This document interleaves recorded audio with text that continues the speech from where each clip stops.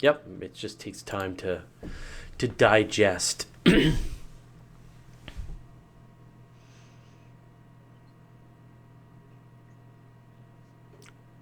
Waiting for someone to say that they see us. Oh, Elad Avron says that a NASA astronaut Yeah. just died. Pure sellers. Damn it.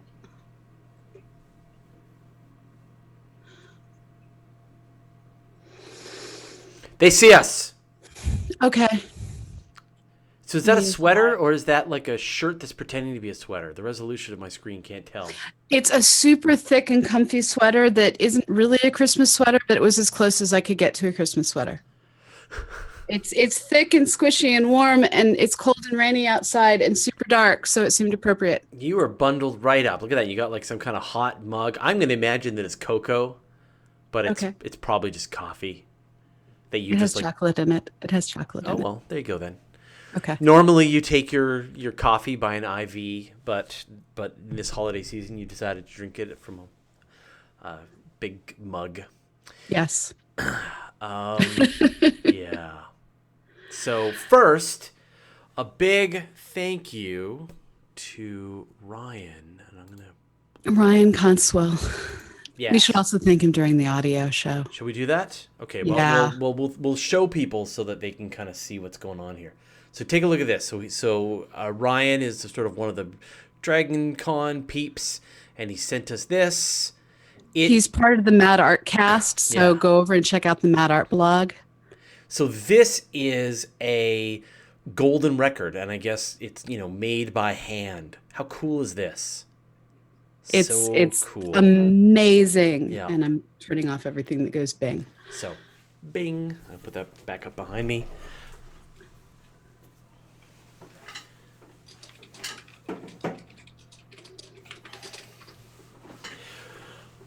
And for those who missed it, I was back. Oh, they're saying your audio is a little hot.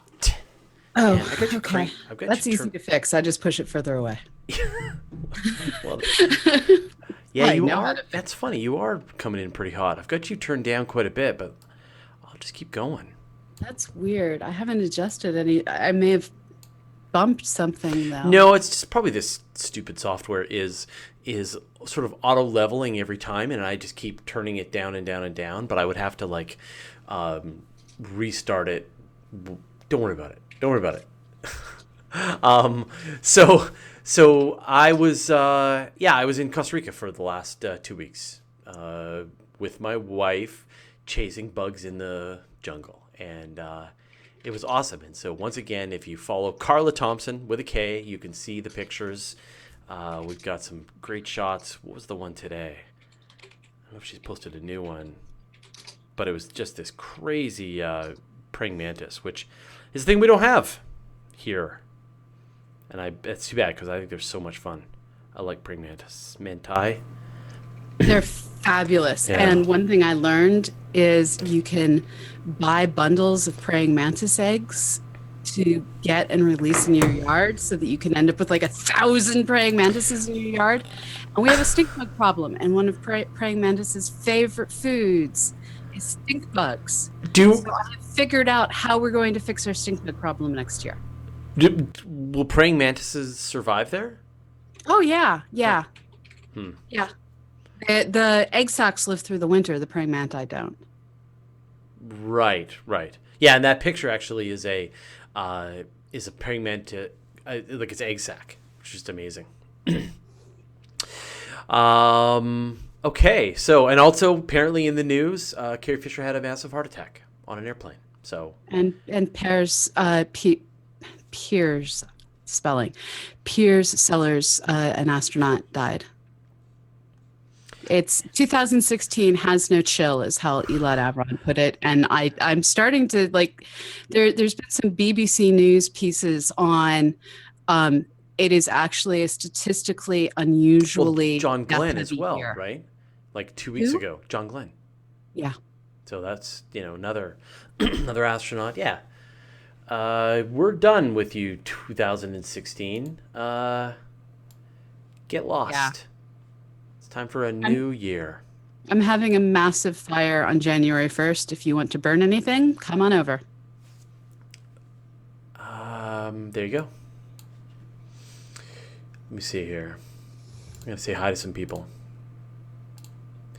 Hello to Daniel McCool, Dave Regan, Dane Kvu, Denard Springle, Don Seeley, Ilad Avron, Eric Knapp, Dizzle Sebrin, Guido Bibra, John Suffill, Michael Jobin, Michael Meyer, Nancy Graziano, Oberon Nightseer, Quickie Koala, Robert Scott Herrick, Sergio Botero, Stir Fry Kitty, Tech Tang, Titus Verdius, William Van de Beek, and William Satterweight. Remember, if you say hello to me in the chat, then I will be able to say hello back to you when we start up the show. That's how this works. Yes. Okay, so now, what is it that we do again? I believe we record. Sometimes record. Right, we record a live episode of Astronomy Cast. That's what we're going to do. We're going to be talking about the geologic ages. Geoglogic. There's something wrong there. The geoglogic ages of Mars. Geoglacier? No, it's just a typo. The geologic ages of Mars. We'll talk about that, and then we'll stick around and answer your questions about space and astronomy. Feel free to break Pamela's brain. Please don't break it too hard. Just break it lightly. Cool. Okay. Anything else to do? We need to press record at some point. Okay, let's do that. You tell me when you're ready. Why is it on the wrong microphone? Okay. I'm now on the correct microphone. I'm pressing record. It is recording. It does not look hot. I am also recording, and it is fine. Not hot. Well, a little hot. It's okay. Hello, Chad. Hi, Chad. Hurry home from Europe, Chad. We miss you. Okay, here we go. Astronomy Cast, episode 432, The Geologic Ages of Mars. Welcome to Astronomy Cast, our weekly facts-based journey through the cosmos, where we help you understand not only what we know, but how we know what we know. My name is Fraser Cain. I'm the publisher of Universe Today, and with me is Dr. Pamela Gay, the director of CosmoQuest. Hey, Pamela, how you doing? I'm doing well. How are you doing, Fraser? Doing great. So we have a thank you to Ryan. Yes. Console for sending us this awesome handmade, I think, golden record replica, and it's awesome. And so if you watch the live show, we're putting it kind of, mine is sort of in the background sometimes when I switch to that camera view, and I'm sure Pamela's will show up at some point. But awesome, we really appreciate it, Ryan. Thank you so much. And everyone who wants to learn more about this, the Mad Art blog, it's Ryan, it's really Amy Davis Roth, one of our friends, a whole group of amazing people. A Kovacs is in there as a science adjacent and art adjacent person. They're bringing the combination of science and art and how you live right on that boundary in the land called STEAM. So go check out their blog. It's one of my favorites. They also have a great podcast. They do great things. And Ryan says how you can make your own. Well, he doesn't detail all of it, but he talks about making the Voyager record replicas. Fantastic. All right, let's do the show. So today, Mars is a desolate wasteland with dusty red rocks and sand stretching out to the horizon. But billions of years ago, it was a vastly different world. It was blue, with oceans, rivers, lakes, and maybe life. Let's tell the story of geology on Mars, how we got from that world to the crappy one we see today. Well, it's not crappy, it's just desiccated. Mars today sucks. It's desiccated. It is desiccated. It is dry. It is sandy. It has no atmosphere. It's no Venus. I mean, Venus is like really trying to kill you, but Mars is trying to kill you too. Either one. I mean, Antarctica is a tropical paradise compared to Mars, or at least a humid paradise, because Mars does have its warm days. Right. Antarctica, not so much. Yeah, occasionally warmer than here in Canada. So. Yeah. Yeah. But it's kind of airless. That's kind of a problem. It has air, just not enough. will kill you. Right. Listen to our past few Yep. episodes. Yeah, you'll know how little it has. All right, so let's go back to the beginning. Should we talk about? So let's talk about the Mars just a bit. Well, you just mentioned it a bit right now. So let's kind of go back to the beginning, right back to the formation of Mars, as with the other objects in the solar system. How did Mars even just come to be? How did it get that first geologic stage? Well, like everything else in our solar system, about 4.5 billion years ago, it started to solidify out of a molten, nasty, gravitationally held together ball of stuff. So early on, we had the solar nebula, big old ball of dust and gas that flattened, and bulk of the material ended up in the core in the center, where we now see the sun, the remaining disk of material. Where you had a couple of particles collide, they got a little bit bigger. They were able to gravitationally pull in a couple more particles, got gravitationally a little bit bigger. You see where this goes. So things grew. We ended up with planets. It took a while for things to like settle into orbits. And so the real problem was that for the first, well, many billion years, well, a couple billion years, I won't say many, but for the first couple billion years, we still had fairly large chunks of stuff flying around the solar system. But by about 4.5 billion years ago, we had Mars. And what was it made out of? Dust, gas that became dirt. What kind of stuff? It's the same stuff we're made of. It's a hodgepodge of the periodic table. You've got carbon, you've got silica, you've got iron, which is kind of what makes it red and rusty the way it is. It didn't really have an atmosphere initially. That came a little bit later, but it's just crustal material, a lot like what we see on Earth. The big difference was because it was further out in the solar nebula, the ratios of the different types of volatiles that it had were slightly different. So when you pick up a Mars rock, open it up, the gases trapped inside of it have different atomic ratios than the gases here on Earth. Okay, so we've got this glowing ball of leftover solar nebula, some of the heavier elements in the solar nebula. It cools down on the outside, but continues to roil and boil inside. Volcanism, you get a period of volcanism on Mars like we had here on Earth.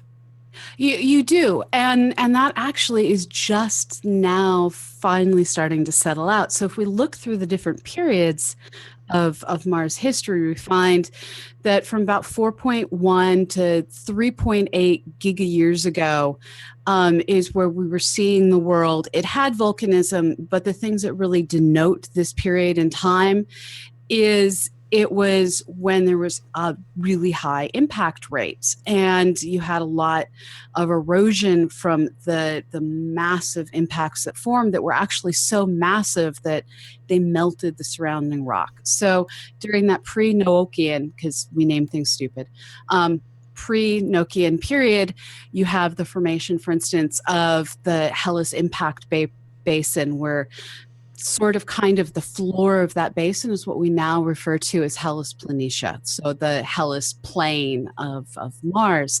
This is one of the big basins down in the southern hemisphere of Mars. So you've got this, you know, glowing body trying to cool down, still having rampant volcanism, and then it's just getting pounded by objects, as everything is in this kind of, you know, in this early bombardment. Walk it off. Yeah. The bombardment in the entire solar system. Earth was having it too. The moon was having it too. We could see the surface of the moon. We could see the destruction that happened to any object that was caught out in space when this was happening. It was awful. And this early period was mostly just marked with you have a rapidly cooling world that is getting hit with large stuff. As I said, that's when the Hellas impact basin formed. But the pre-Noachian period quickly evolved into the Noachian period. And it was during this Noachian period from about 4.1 to 3.7 billion years ago that we started to have the surface of Mars not just marked up with impact craters, But this is the point at which the stuff impacting Mars started leaving behind sufficient water that we start to see water channels on Mars as well. And so here we start to see extensive erosion from water flowing across the surface. We see river basins, river valley networks, all of the kind of stuff that if you've ever flown over the American Southwest, you look out and you're like, wow, it is a desert that was shaped by water. Now Mars is that desert shaped by water in the parts of the surface that haven't been eroded since the Nokian period. And so that water, I mean, I guess it was a little warmer back then. It had a thicker atmosphere of some variety. Yes. And it had water just like Earth does, delivered, we've done whole episodes on this, delivered somehow, either by comets or, in place. Asteroids. Or, yeah, comets, asteroids, cometsteroids. Or perhaps, one of the other competing theories is that just there was water around at the time and it sort of collected into the planets as well. But, it had plenty of water on the surface. Yes. And so this was also a geologically active period. So when you look at Mars, you see that there's, Olympus Mons kind of stands out on its own, but beside Olympus Mons is the set of 3 different volcanoes on a large bulgy structure. And this large bulgy structure is Tharsis Bulge. Nice, obvious name. And it's the Tharsis Montes, Tharsis Mountains that are the string of volcanoes across the bulge. And it's thought that these volcanoes were also, well, not the volcanoes, but the whole bulge structure itself was formed during this Nokian period. Sorry, what's the timeline on the Nokian? When about was that after the formation of Mars? Yeah, so it's 4.1 to 3.7 billion years ago. Okay. And is this sort of before or after the late heavy bombardment, the rest of the... This is during the late heavy bombardment. Okay. So we have a world that is essentially getting hit and hit and hit and hit. And in addition to this, its insides are still hot and angry. So its insides are coming out through the volcanoes. This was one of those times when it's impossible to describe the world as anything other than alive, because you have the active volcanism, you have the active water features, you have things falling out of the sky and reshaping the surface. It's kind of an amazingly dynamic period. There was rainfall, we think. Yeah. Yeah, back when Mars had water, they could have rainfall. And so looking at all of this is where we want to put the rovers when we want to go look for fossil life. We want to go the places that have been least eroded, least lavaed over, least cratered over, that allow us to get to the fossils that may be there from the Nokian period. So paint a mental picture for us a bit here. If we were standing on the surface of Mars at this time, what's a place on Earth that would look kind of familiar? Would it be like the Big Island of Hawaii, like where you've just got sort of lava plains and except there's regular meteorite strikes going on all around you? So I think the Big Island of Hawaii is probably a fairly good, or the Aleutian Mountains, the Aleutian volcanoes, maybe even slightly better up along the coast of Alaska. So you have this icy, snowy, cold with molten rock coming out of the ground. And then you also, we can't even imagine what the heavy bombardment would have been like. It's like something out of the Pern books where you just periodically have stuff just raining down, and some of them are so big that you get a big asteroid hitting Mars and it's throwing up new chunks that scatter all across the world, causing a secondary array of impacts. And The thing about impacts that we like to forget is they have a lot of kinetic energy. And this kinetic energy gets given off as heat frictionally as it passes through the atmosphere, as well as the impact that occurs. And as it heats up the atmosphere, one rock, we're not going to notice the atmosphere getting heated up. A few thousand rocks, that seriously changes your climate. Go read Seven Eves if you haven't. It talks about this beautifully. Okay, so what comes after that period? So after this, we get into the much more boring Hesperan period. So the Hesperan period, not quite so much of the rainy everything else. You have lakes and seas that formed in the northern lowlands. So you still have some water at this point. This is where we start getting the extensive lava fields formed. So when you look out across Mars, there's all of these amazing places where you see lava that just goes out and fills in craters partially, and it's beautiful geologic features. These largely come out of the Hesperan period. So this was 3.7 to 3 billion years ago. And this is also when Olympus Mons formed. So you have Tharsis forming first, and then Olympus Mons comes a little bit later off to the side. This to me has always reminded me of how the Hawaiian Islands are all different ages, but when you're just looking at a map, you don't notice that immediately.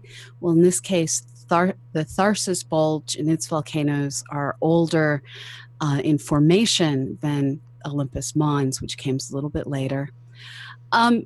This is also when we had catastrophic releases of water that formed various channels cutting through the plains. And so this is kind of that period after the tumult where you have various oceans breaking free and just sort of flooding across. You have the lava flowing across. So this to me is less of a impact everything from the sky and rain on it period, to more of a you're standing there and all of a sudden all the fluid, whether it be liquid rock or liquid water, decides I'm going somewhere else. So this is the period on Mars where things are flowing around and reshaping the surface of Mars through their flows. So, and this is sort of the big clue that the clues that NASA was really searching for was this idea that, that Curiosity really turned up is that water was acting on the surface of Mars for vast periods of time, long enough potentially for life to have evolved. And so this was this time where you had this, when everything wasn't on fire because, or felt like it was on fire because of these meteorite strikes. The times that in between, or after, when it finally had cooled back down and water could form and act on the surface of Mars, these are the times that you got. Right. So one quick and dirty way to think of this, and this is where I feel the need to remind everyone, I'm a stars and galaxies kind of girl who's totally fascinated and with planets and has the privilege of attending professional planetary science conferences. And so the way me and my can describe stars in better detail brain thinks of these periods at a certain level is the Nochian period is when you have death from the skies. You have the heavy bombardment going on, you have rain, you have the ground beneath you rising up. This is the vertical death, you might say. Whereas during the Hesperan period, you have flowy death, so horizontal death, where you have I love this. You have lava flowing across the surface, you have oceans flooding across the surface. And so this is another massive reshaping of the world. But in this case, the reshaping is the liquids flowing across molten rock, water, changing the surface horizontally. That's crazy. And a lot of the sort of, like this whole thing with the Tharsis Bulge, right? As this bulge formed and these volcanoes formed, you've got like a change in the balance of the rotation of Mars. It's thought that in times that it actually sort of rolled over on its side, changed the orientation of its oceans. There's a lot of very vast changes that were happening to the surface of Mars during this period. it wasn't, as you said, being destroyed from above, but it was still under fairly dramatic change over the course of billions of years. And we think about things like the Valles Marineris, right? That the largest trench in the solar system formed as like one of the cracks because of this bulge. So it's a sort of an amazing sort of resurfacing of the features on Mars. And one of the things that we really struggle with looking at Mars is it's currently divided into the northern lowlands and the southern highlands, such that if you do two circular maps, one centered on the North Pole and one centered at the South Pole, you would not know these were the same planet.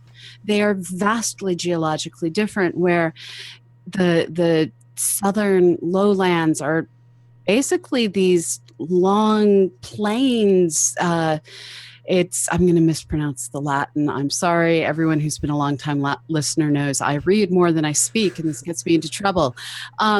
It's Vastitas borealis is these names for this long, large area of just mostly flatness. Whereas when you look at the southern highlands, you see this ancient pox-marked, cratered up area where you have the Arger. Again, I'm destroying pronunciation. You have two giant plains formed in impact basins. You have the Olympus and Tharsis volcanoes. You have the Hellas Planitia. It's this area that is just deep the expletive. And one of the ideas is that this vast northern lowlands is the remnants of a massive crater. So that's one giant crater.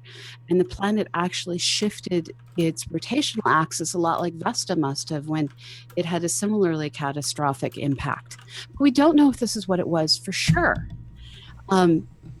It looks like it was a vast ocean at some point, but we don't know for sure. And a lot of our don't know for sure comes from not having put enough robots on Mars yet. Right. Yeah. And more rovers, more sure. And the way we get at the ages of these things, to be entirely honest, is we look at each of these regions and we count craters. This is why we need all of you to go to Mars Mappers and count craters. And we look for lava that overlays different areas. So basically, if you have large basin formed by impact that has lava overcutting part of it, that lava is superimposed on the crater. So you know the lava came later. And then if the lava has craters on top of it, you know those craters came after the lava came. So we look for what overlays what in the overlapping regions, and we count craters, and where there are the most craters, it's the oldest surface. Where there are the fewest craters, that's the youngest, most recently eroded surface. And looking at everything, this is where we start to get the ages, and then to get more than just a relative age of knowing, well, this lava is younger than this crater that it goes over.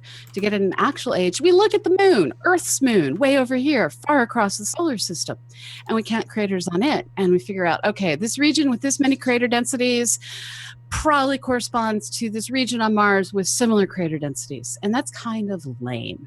What we want to do is go pick up rocks from each of these surface areas and say this rock comes from what we call the Noachian period. And when we count up the atoms in the rock and use radio dating with all the different isotopes that we have at our disposal to do this kind of dating, we now can confirm what each of these periods corresponds to in billions of years versus just hoping that it mostly matches the moon. So just to kind of recap our story so far, we've got the pre-Noachian period when sort of everything was just coming together, the Noachian period where you've got sort of the oldest surfaces on Mars, 4.1, 3.7 billion years ago, the Hesperian period, where you've got, as you said, the sort of death from the sides, as opposed to the death from above. You've got the sort of the reef, the large features really taking shape and forming. And that brings us to about 3 billion years ago. The Amazonian period, so this is one of those things That's that the ticks worst me off. name. So there was a wet and wild period on Mars. We called it the Nokian period. Amazonian to me means wet. That's tropical areas. Yeah. It's the Amazon. Yeah. No, No. the dry, desolate, desiccated time period on Mars, we named the Amazonian, and I don't know. Well, I do know why. I can look it up. It's named after when the Amazonas Planitia was formed. Nonetheless, I am bitter. Clearly. No, no. You have every reason to be bitter about this. The Mars that we've come to kind of know and fear happened in this period. Right. So we would have been happy back in the in between bombardments. We would have been happy back in the Noachian period, maybe in a little bit of the Hesperian period, but in the Amazonian period, no, thank you. Yeah, so this is the period of time that we call now. It's also the now period. It's the now period. It started about 3 giga-years ago, 3 billion years ago, for those who don't speak scientific method, or scientific notation, rather.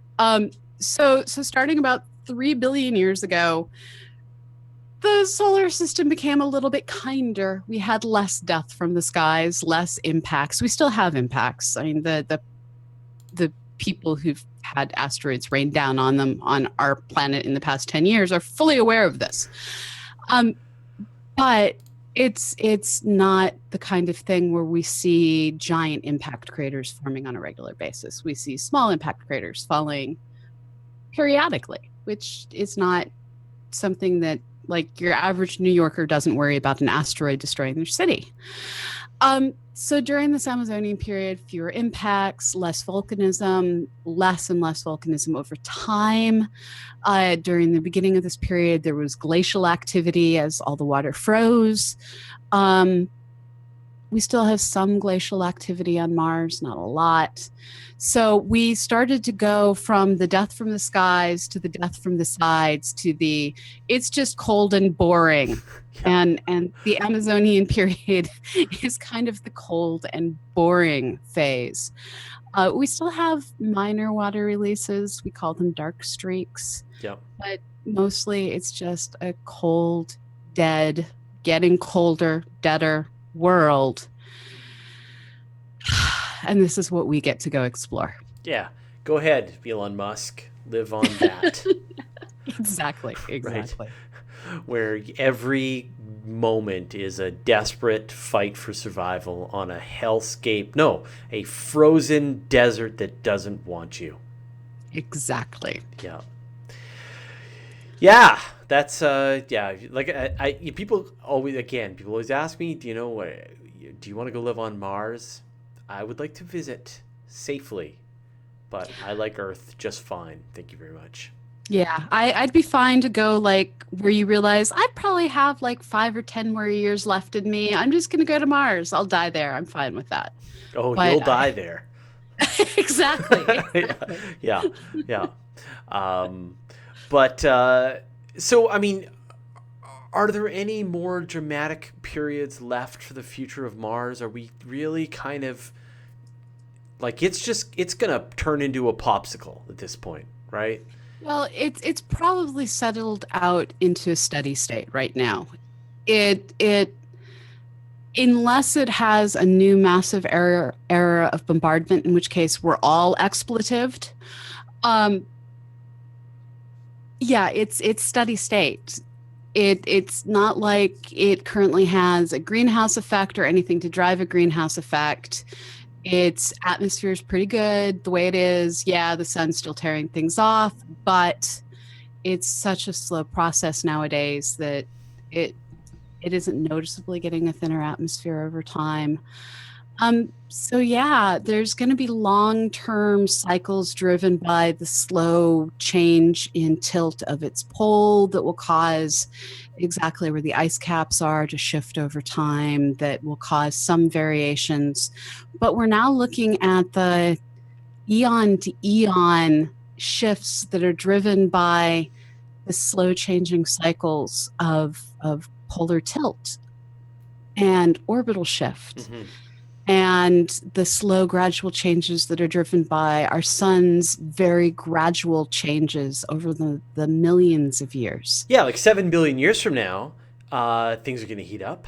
Oh yeah, oh yeah. Yeah. But right now we're pretty steady state.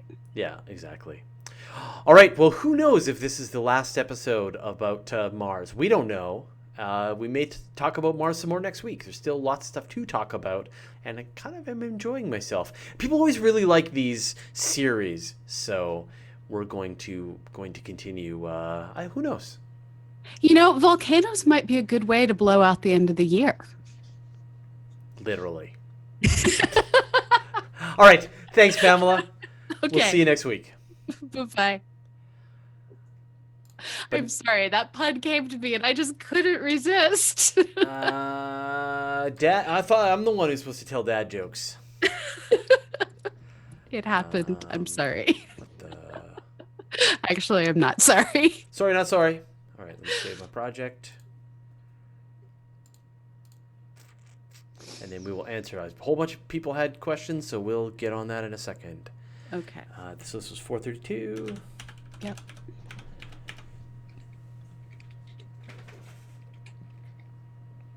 And I need to turn off my Dropbox. Yeah. All right, I'll save it though. Pause. Mars is good chocolate, says G-Man 351. That we can all agree on. Yes, that Tasty is chocolate. true. I would live on a chocolate planet. We actually make chocolate every year, so we've got That's awesome. we've got our truffles are in the freezer right now. We're just finishing them off. By the way, happy slightly longer day than yesterday. Oh, did we go around the horn? Oh, good. Yes. Yeah. I'm like, it's 4:37 and it's dark outside. This is wrong. Yeah, but at least we're moving in the other direction now. Yeah. Yeah, no, it's once again, being in Costa Rica told us, that this isn't the only weather on the planet. This kind of Canadian frozen hellscape that we live in the wintertime. Summertime, it's great. It's paradise. And you're on Vancouver I know. Island, I'm on which the is like most the tropical best part of climate. Canada you could have. Yeah, exactly. Yes. And it is literally tropical because you have the northern rain. Well, not tropical. It's literally rainforest. Yeah, 'cause we you have we live in a temperate rainforest. Which, if you watch my episodes, Guide to Space episodes, when I'm outside in our temperate rainforest, every episode you can get a sense of what I live in, which is wet trees. better than corn. I'm surrounded by corn. Surrounded by corn. It's rather Day of the Triffids here sometimes. It's very sad. What did it used to be before corn? Was it grassland? It was prairie. Yeah, it was prairie. vast prairies. Yeah. Buffalo. I live in the land where the buffalo used to roam free. So there are a bunch of questions. Go ahead and put any questions that you have, not just about Mars, about anything. So Dane Carew asks, do we see anything from the late heavy bombardment on the Mars crust today? So we see some of the craters, right, are left over from the late heavy bombardment. Yes. Yeah, so Hellas Planitia and the one I can't pronounce, Argyre Planitia, those are from the heavy bombardment. M.O. Robinson 59, did any materials from Mars get hurled to Earth when Mars is impacted? How about the other way around? Yes. Yeah. Yeah, we have had definite exchange of rocks. Well, we are like small children that hurled rocks at each other. Well, but that's what the Allen Hills 8001 meteorite. The Mars rock. The Mars rock was that it was one of these rocks that had been pounded out of the surface of Mars, flown through space, arrived on Earth. They cut it open, found the gas pockets inside, and determined that yes, indeed, it was like it had come from Mars, which is amazing. And then we have ones from Vesta, which is even more amazing. And the moon. I think that one's less amazing, actually, because Vesta's small and doesn't have a whole lot of gravity to hold on to the things that get knocked off of it. Mars is pretty big, and hitting it hard enough to throw up rocks that are at escape velocity is kind of terrifying. Are there any from Venus? Let me see. We should. Yeah. Yes. Do we have any? No. No? No. Let me see. Huh. Let me see. Maybe the atmosphere is just way too thick for things to get through it because it would require a lot more velocity to overcome the drag. Yeah. Well, it's just When your someone's plans ad. don't include time for a headache, Die. Okay. When your plans do include time for a headache. Some ad running on some website that I was trying to view. So there's a question here that I want to answer. It's Richard Strosahl. Richard Strosahl asks, "What were the tides like on Mars?" Almost negligible, because it has these itty bitty little tiny moons that don't really exert a whole lot of force, and one of them is racing really quickly, and the other one, it's still orbiting. It's just they're tiny and they're at weird rates, and so you're not going to get awesome tides.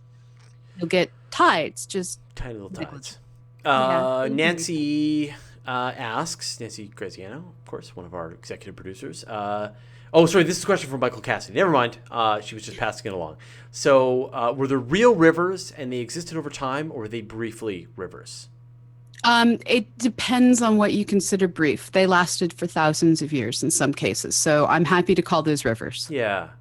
I mean, was it more like a river the way, I don't know, the Nile, or, the Nile's been around for 10,000 plus years, it's just flowing and flowing, or was it like, catastrophic flood events and then dryness?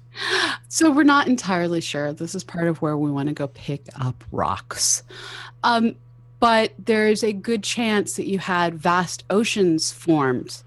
And then over time, various things opened up rivers that slowly drained off those oceans as the rivers cut deeper and deeper and deeper. Mm-hmm. Now, it could have been catastrophic. It could have been long-term. Different people say different things. Personally, my take on it, again, variable star and galaxies kind of person, is that it was likely a mix of the two, depending on, was this something where the cutout that drained formed rapidly, or was this something that allowed slow draining of the ocean basins? Right. William Satterthwaite asks, what was the atmosphere back then? Was it also CO2 with water vapor or other gases? It would have been thick enough to have liquid water on the surface of Mars, and it wouldn't have been oxygen, right? Because there wouldn't have been necessarily life to supply it. So what kind of atmosphere would it have been? Oh man, this is not something I have stored in my head. I have to admit, this is something that is totally Googleable, so I'm going to Google it. Google it. But hey, we're in the questions time. It is totally fine to Google it. You can't have all the knowledge in your brain. And keep in mind, you are a PhD astronomer interpreting the results from Google, which I think is a level up. And I do pull up papers. I did pull up papers Perfect. on these different epics. Nice. So unfortunately, none of them say how to pronounce things, which leaves me perpetually sad. So the atmosphere is carbon dioxide, argon, nitrogen, oxygen, and cobalt. That's what. So carbon monoxide. Capitalization matters. Carbon monoxide. So this is the current atmosphere. It would have been thicker in the past. It would have had methane in the past at much greater levels when there was greater volcanism going on. Of course, the article I'm pulling up immediately is talking about current. There's no real reason to believe that its primary constituents would have changed much over time. It's the density changed and the molecules present changed because sun breaks down methane over time. If you have lots of methane being formed in the volcanoes, released in the volcanoes, and that's going to lead to more in the atmosphere. You start producing less. You end up with less in the atmosphere because it gets destroyed in the atmosphere. Titus Viridius asks, so how toxic and persistent are the surface perchlorates on Mars' surface?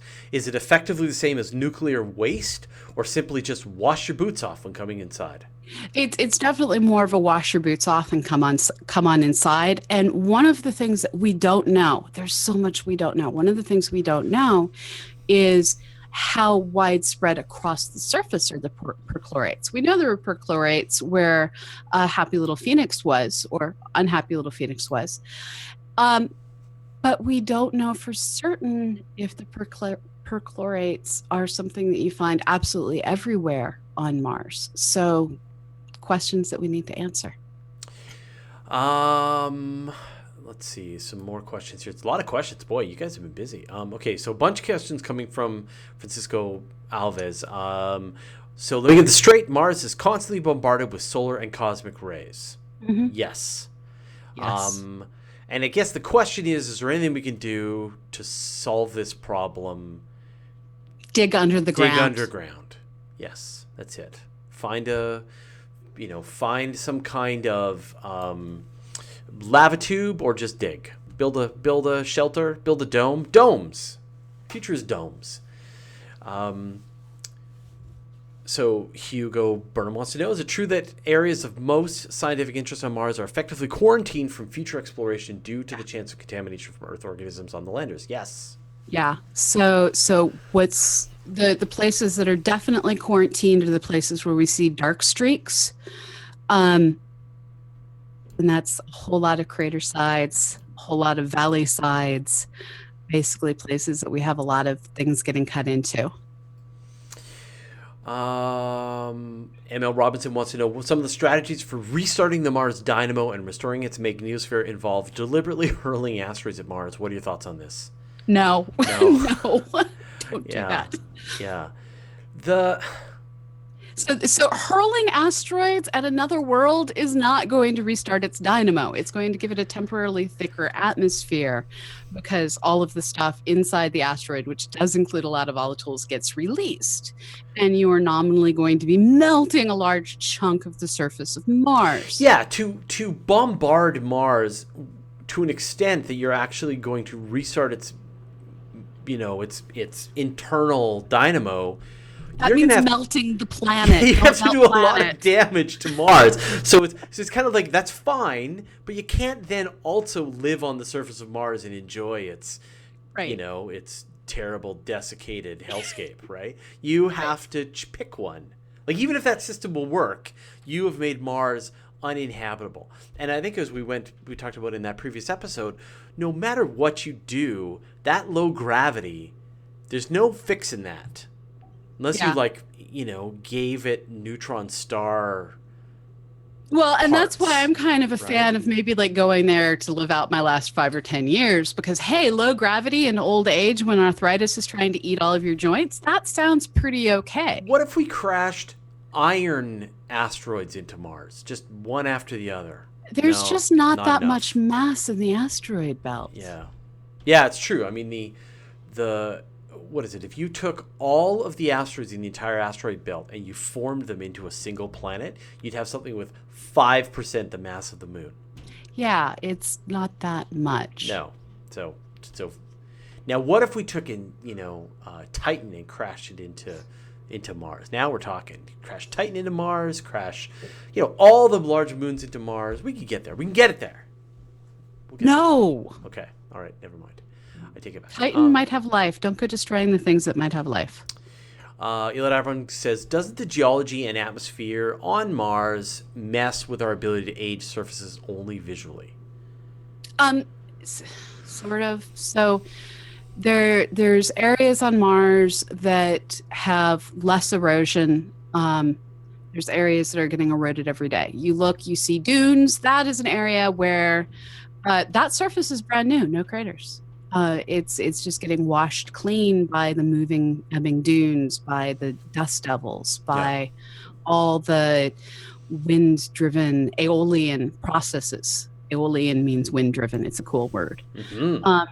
Then you have all the parts of Mars that we look at, and it looks like they were cut away by water processes. Fluvial processes is the fancy word for that. Another cool word. Yes, aeolian and fluvian are cool words that describe how you erode a surface. But there's places that we look that, again, I'm going to use the American Southwest as an example. You look at them and you see these cut out surfaces that you can see the craters. There's the Barringer crater in Arizona. There's another crater in Permian Basin in West Texas, where you look and you can see the cutaway craters where you can see the old dried out canyons.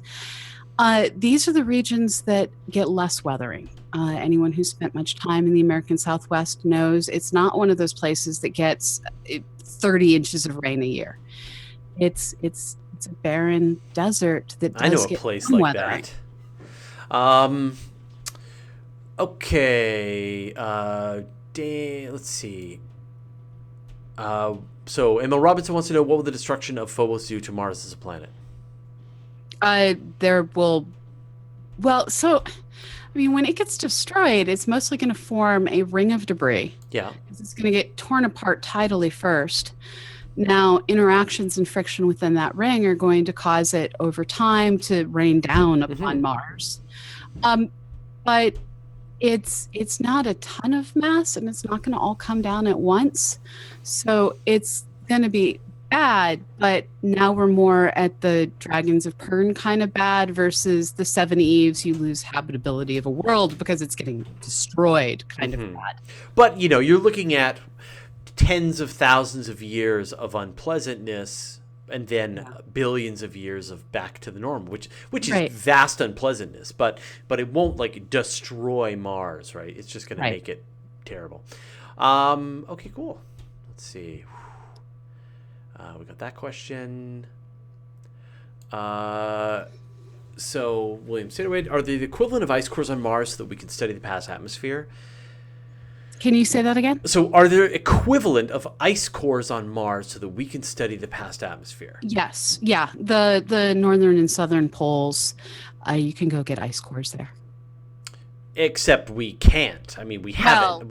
Well, yes. We need to build the largest robotic drilling platform somehow on Mars and have no humans there to replace the bits as they dig. But theoretically, and robots will get there eventually. Robots keep getting better and better. Look at the Channel and all of the other amazing digging projects we've had all over our planet. Look at the recent samples they took under the ocean in the Yucatan Basin, digging down to find that asteroid impacts levels under the ocean, under the floor of the ocean. Yes, I want to see humans get other worlds eventually, but when it comes to doing big, bad, dangerous things, let's let the robots do the big, bad, dangerous things. But, if we could go there, we could do geologic core samples, we could do ice core samples, we could learn so much. Let's go. What were the tides like? Did Mars have moons back when it had oceans?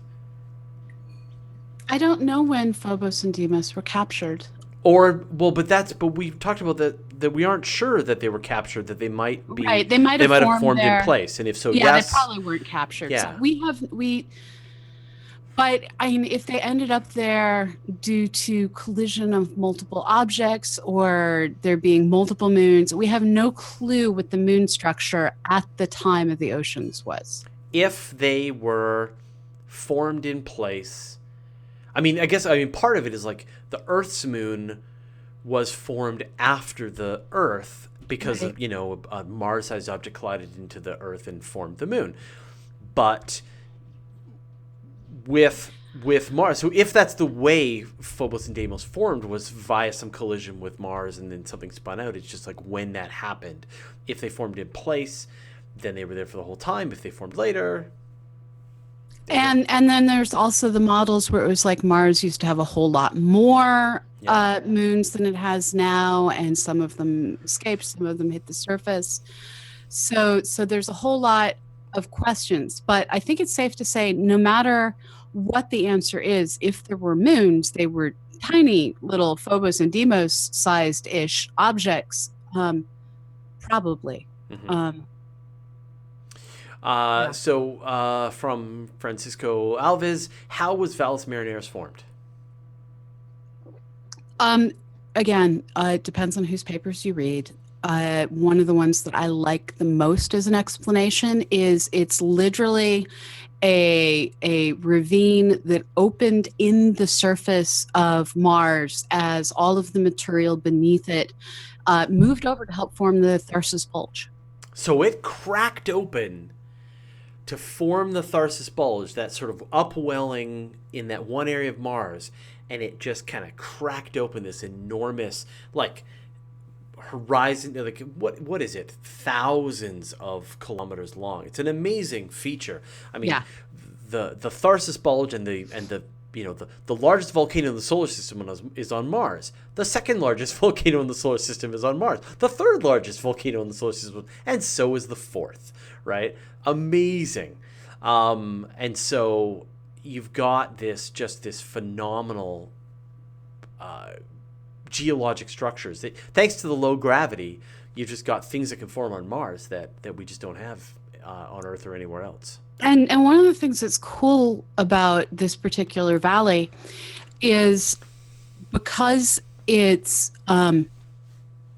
so deep, when you get down deep, you can have a slightly thicker atmosphere down there. It's not a lot, Yeah. but it's a slightly thicker atmosphere down there. Yeah. You'll die gasping Yes. more slowly than if you Yes. die up on the surface. But just imagine the idea of taking advantage of this geologic structure, and instead of building giant domes, you just glass over this valley, Yeah. put end caps on, build your cities into the sides so that you have nice protection from the radiation, and then terraform-ish the bottom of the valley to grow your plants down there. Mm-hmm. Yeah, we talked about this in a previous episode that if you get down into one of these deep valleys, you cut a huge amount of the radiation risk away, because you've got the walls of the valley on both sides, Right. blocking all of the radiation that's coming in. It's just the stuff that's going to make its way straight down, which is a fraction of what you would experience if you're out on the surface, just being blasted by radiation nonstop. So I think you're exactly right that the best place to go is at the bottom of some of these rift valleys where you've got fairly steep surfaces, and Mars has got tons of this. Yeah. It's You know, kind of awesome. Build a dome over top, but you don't even need to build a dome. Like, just if you spend your time at the bottom of these valleys, you're safer than if you're just up on the surface of the planet. Right. Larry Beckham wants to know, does Mars have helium-3? Maybe as a source for fusion. I don't know why it wouldn't. Well, I mean, the helium-3 on the moon comes from the solar wind, which is impacting the surface of the moon. It has no helium-3 resources. Sorry, just looked it up. I was wrong. Thanks, Google. Stephen Angus wants to know, what do we think of the SpaceX mission statement regarding Mars? I mean, are you talking about the sort of the plans? The Mars Colonial Transport System, or the Mars Transport Network? No, the Interplanetary Colonization Network, Transport Network. Anyway, the SpaceX. Elon Musk wants to go to Mars. What do we think about that? More power to him. Go. Yeah, Go, Elon, go. I am a fan of inventors and geniuses innovating new and awesome things using commercial resources. Yeah, go. Go team. Sounds great. We will cheer you from here on Earth. Safely. Yeah, I mean, I am, like, me personally, no, I do not want to. I am not at the stage of my life, with the children in my life, with the age of my life. I love Earth a lot, and so I want to spend time here. And right now, Mars sounds very dangerous and sad, and I'm not great at, like, even just, like, keeping up with gardening. I'm not super great at just keeping up with all the maintenance tasks that I have around my own house. So Yes. you know what I mean? So Yes. to, like, if for your very life and death, to rely on you making sure that there's enough food to grow, or that you've cleaned out the seals on the spacesuit, and one wrong move and you die, that is not intriguing to me. So, but am I for other people doing it? Absolutely. Anybody who wants to volunteer to go and die on Mars, they have my 100% enthusiastic support. And one of the things that we've said many times over the 10 years that we've been recording the show is it seems that sometimes we just have to wait for the next genius to be born. We have to wait for the next Einstein, the next Hawking's, the next Newton, the next individual who has the ability to see science, to see innovation, the next Nikola Tesla. There's so many geniuses, inventors we've seen over the millennia. One of the reasons that a lot of people call for increasing diversity is everyone I just named was a white male. And it's because the doors to being part of the Club of Innovation have been closed to a lot of others. Well, it seems like Elon Musk might be that next Howard Hughes, that next Thomas Edison, that next inventor who has the drive and the personality to see crazy new things created that aren't seen as crazy, but are seen as normal and necessary a generation later. So I want to see what he's capable of. I desperately want a hyperloop to come into existence. That just seems the answer for so many transportation problems. Well, and there is a lineup around the block of people wanting to go to Mars. So there's no shortage of volunteers. And volunteers that are incredibly capable and well prepared, both emotionally and physically, for the task at hand. I mean, these are the best and the best of the best people, and they will do it, and they will survive. And I think that colonizing Mars is absolutely a sort of powerful next step and the next great adventure that we should be partaking in. And I totally buy the need for us to create a safety net where we have another world where human beings exist that is cut off, that is separate from whatever we might do to our own planet. So again, I'm like, on the one hand, I am an enthusiastic supporter of the colonization of Mars. And what do we think about sort of the feasibility of their plans? Until they figure out a low weight, feasible way to protect the astronauts between here and Mars from radiation, I'm just going to keep shaking my head going, this is a bad idea. But I don't count, and I acknowledge that. Sure, but I mean, again, you say you send 10 missions and 5 of them are, everybody dies, which would be terrible. People would be willing to accept, it's a tremendous risk. And this has happened in the past, right? Yeah. That humans have attempted to reach other places, and many people have died. We are people who appear white living on a continent that we wouldn't be on if there hadn't been first a whole bunch of Vikings that died, and then later a whole bunch of Europeans that died in the name of exploring this continent. Yeah. And so that is the rule, not the exception. These kinds of things, people die, and I think that, SpaceX has really just described the transportation system. That's it's the equivalent of someone saying, we're going to get to the new world with boats. Here's a boat. You get on the boat and you use the wind and you point in the direction that you want to go and you get there. What do you do when you get there? Not my problem, right?